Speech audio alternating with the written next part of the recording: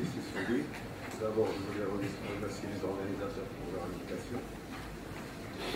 Une précision, l'étude, ça concerne le projet pour la région de Alpes.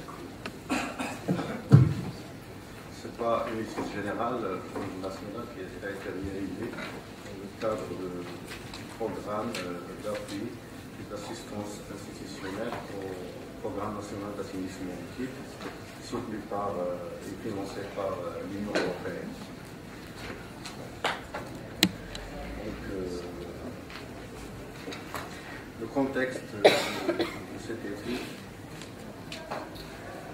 relève de la partie assistance institutionnelle, puisque le projet comporte deux volets. Il y a le volet assainissement liquide, qui concerne la réalisation des réseaux et des stations d'épuration pour des salles qui s'assemblent dans le bassin du Tour, et le volet assistance technique, qui concerne la réalisation des études en matière d'assainissement liquide. Ces études ont été choisies suivant l'objectif du PNA, qui prévoit le traitement tertiaire au niveau national pour toutes les stations à l'horizon 2030, à des fins de réutilisation des eaux usées.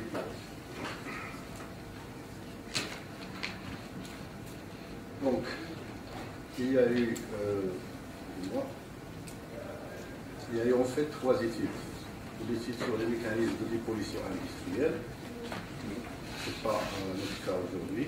Il y a une étude des mécanismes juridiques réglementaires relatifs à la réutilisation des eaux usées épurées dans l'eau non agricole. C'est peut-être une première concernant les études, puisque ce volet n'a pas été expérimenté vraiment au Maroc.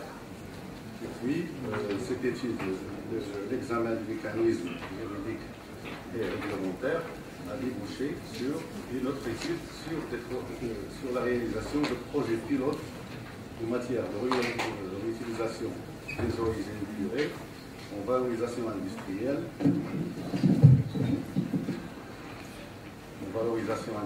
sylviculture et en recharge de l'eau. Ce que je vais présenter, je vais directement au résultat des études. Je ne vais pas aborder les aspects techniques, puisque ces études-là, s'étaient déroulées ça fait presque deux ans. Et tous les aspects techniques, organisationnels, institutionnels ont été abordés. Là, je vais directement viser la partie qui nous intéresse. C'est les objectifs particuliers.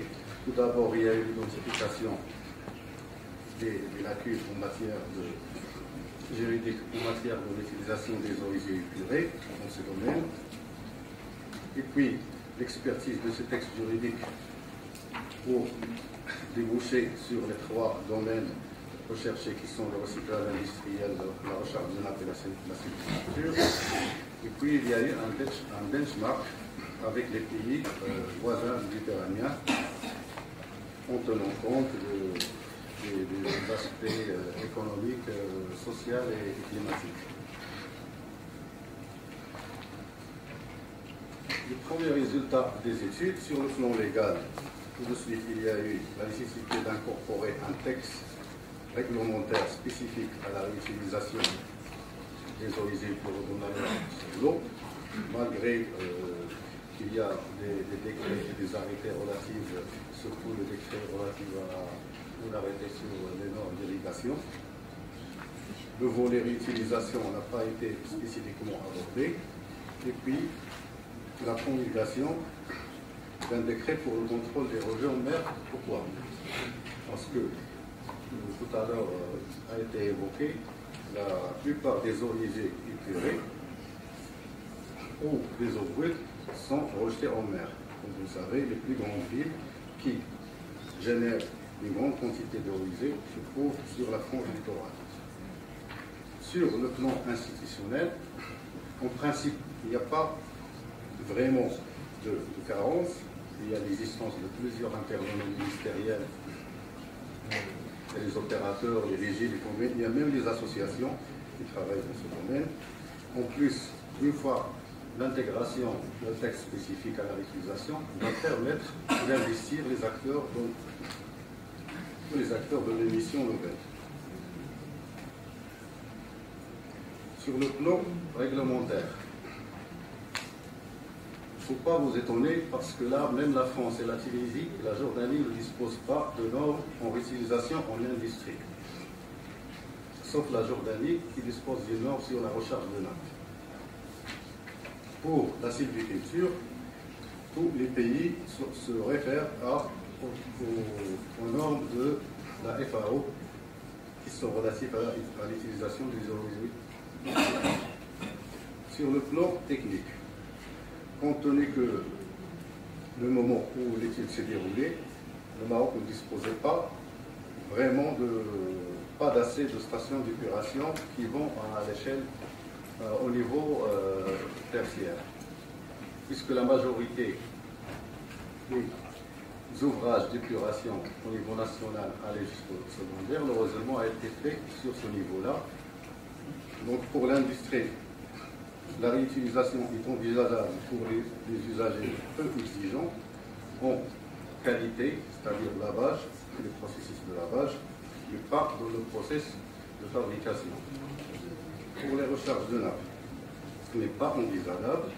Ça, il y a eu beaucoup de scénarios qui ont été établis dans l'étude, notamment la composition des polluants issus des eaux usées épurées, notamment il faut croire que le Maroc, on n'a pas encore fait la caractérisation des eaux usées dans les stations d'épuration. C'est difficile de faire la caractérisation, puisque même s'il n'y a pas des rejets industriels qui vont directement dans le réseau, il y a aussi d'autres activités informelles qui libèrent, il y a qui rejettent des polluants qui sont vraiment difficiles à traiter, surtout au niveau secondaire.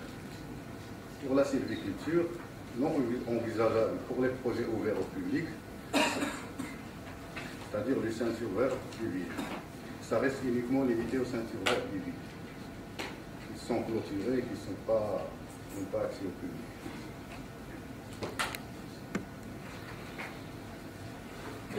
Pour l'étude concernant la réutilisation des eaux pures pour la valorisation industrielle, les objectifs particuliers ont consisté d'abord à définir la zone géographique à couvrir par l'étude, c'est la zone durable de la région de Kénitra. Il y a aussi la définition d'un cahier de charge pour faire un montage de projet pilote de recharge de nappe pour les eaux épurées de la steppe de Kénitra, de Sokhla et de Dalbitari. La réutilisation des eaux usées épurées de la steppe de Sidéfia, dont le procédé va être affecté au procédé industriel de la cellulose du Maroc, et celle de la steppe de Kénitra dans les industries de la ville. La réutilisation des eaux usées épurées dans l'exploitation forestière va s'orienter vers l'introduction de nouvelles essences ayant un pouvoir donnant un important volume de biomasse pour les besoins de cellulose du Maroc.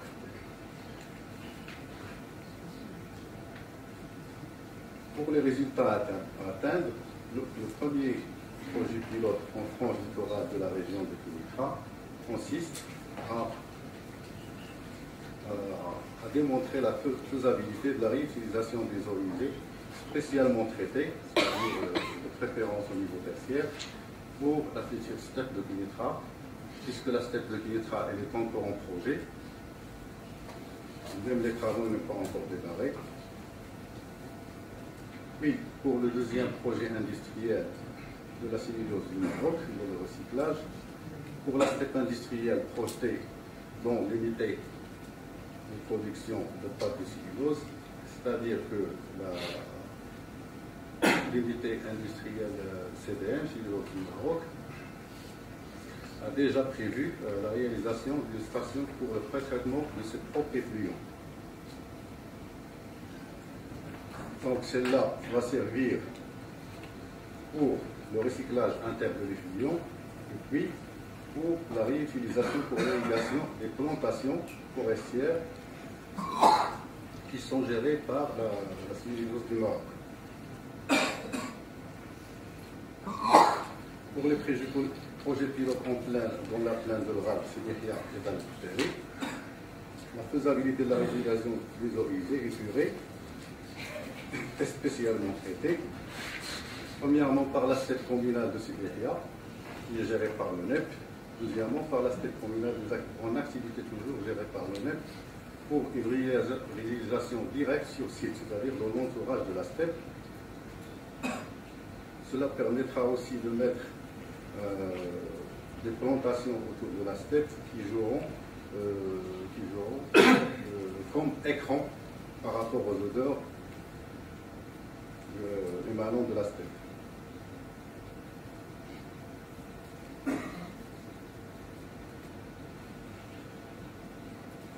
Donc, le projet pilote propose la mise en place de l'alimentation artificielle d'un lac de Nasra pour limiter l'intrusion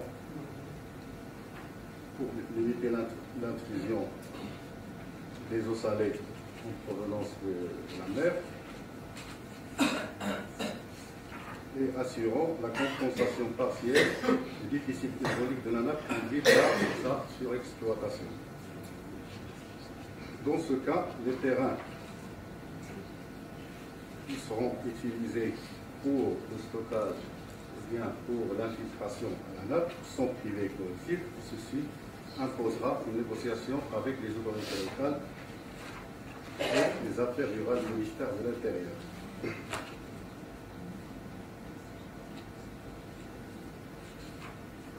Pour la sylviculture, l'étude réalisée a concerné 4 projets pilotes identifiés. Un dispositif sylvo-pastoraux-irrigué proposé pour installation sur la dune de Kélitra, l'irrigation des plantations existantes autour de la steppe de Sibérie rurale. Cette réalisation permettra de doubler le rendement des productions en bois. Troisième projet consiste à la réalisation de plantations coloniales nouvelles autour de la steppe de la Cellulose du Maroc pour l'exploitation des plantations sylvicoles papetières irriguées.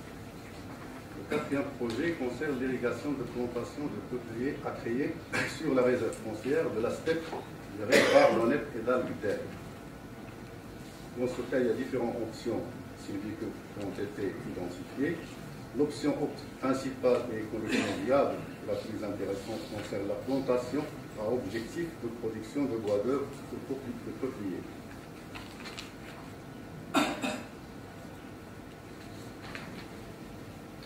L'étude aussi a donné plusieurs recommandations et perspectives. En matière de l'utilisation des eaux usées, il y a lieu de promulguer le projet de loi sur le littoral. Ce projet est en bonne voie et il est passé au Parlement, je crois. Il est déjà passé au Conseil du gouvernement. Il va repasser au Parlement. Ce projet de loi du littoral va permettre de réglementer la zone littorale, surtout en matière de rejet dans le littoral. Le vide juridique doit être également comblé par un décret fixant les modalités de rejet en mer, à l'instar de celui en vigueur applicable au domaine public hydraulique.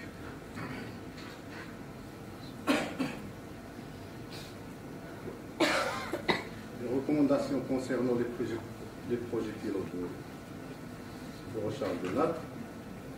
Donc il est important d'associer au projet les moyens de gestion et les dispositifs de suivi et les outils adéquats de contrôle et de critique de performance de la recharge, particulièrement l'impact réel de la qualité de l'eau sur la nappe souterraine rechargée. D'où l'intérêt de généraliser la recharge artificielle dans la lutte contre l'invasion saline insidieuse des aquifères littoraux actuellement surexploités. Donc cette opération d'intérêt général vise à la lutte contre l'invasion saline de l'aquifère. L'ABH jouerait dans ce cas un rôle primordial dans la mise en place et le contrôle des produits de réalimentation artificielle. Concernant le projet d'irrigation des plantations forestières, une formation au sein des collectivités d'un groupement de coopératives des éleveurs usagers, surtout dans la région de l'Équateur, les éleveurs usagers de l'eau qui puissent véritablement contracter avec la RAC, la Régie de distribution d'eau et de l'UNIFA, pour l'achat de l'eau usée et pluviale. Concernant la partie réglementaire et institutionnelle du projet pilote, il est judicieux de généraliser les deux options qui paraissent les plus rentables économiquement et environnementalement. C'est la recharge de nappe avec des eaux usées et purées spécialement traitées et l'irrigation forestière à vocation marchande. Je ne vais pas être long, ça c'est concernant les recommandations concernant les exigences de la recharge de nappe. C'est surtout la recommandation pour l'utilisation des eaux usées et purées par la Cellulose du Maroc, qui utilise actuellement 17 000 m3 jour prélevés de l'eau de la nappe. Donc, il doit se doter d'une station d'épuration de ces effluents qui envisage dans ce cadre la séparation de la majorité des effluents procédant pour les traiter biologiquement afin de recycler en lésine ou irriguer les aiguilles en forêt en vue de stimuler la production de bois de titulation. De plus, la Cellulose du Maroc manifeste son intérêt à l'emploi de l'effluent futur de la future système communal programmé pour le NEF. Ces perspectives motivent son manque d'intérêt vis-à-vis de leur recyclage industriel. Par la suite, on verra pourquoi la CDL ne veut pas utiliser ces eaux dans l'industriel. Donc, le projet a permis donc, de montrer la faisabilité dans les trois composantes, l'industrie, la sylviculture et la recharge de nappe. Concernant le recyclage industriel, la CDM ou la Cellulose du Maroc ne peut pas utiliser les eaux usées et purées dans son process. Il va uniquement utiliser les eaux usées pour l'irrigation des plantations forestières qui dépendent de la CDR. Pour la sylviculture, il n'y a pas de problème. Tous les projets qui le proposés peuvent être réalisés. La même chose pour la recharge de nappe, à condition que le traitement atteint le tertiaire dans la steppe du pays. Donc, ce projet a permis de concrétiser les trois composants de la réutilisation des eaux usées épurées techniquement réalisables. Il reste à savoir si la rentabilité économique pour les industriels qui doivent prendre en compte ou en charge des ouvrages de traitement, c'est-à-dire des stations de traitement de leurs propres effluents. Et puis aussi, il y a la volonté de mise en œuvre en adoptant les procédures préalables et en particulier.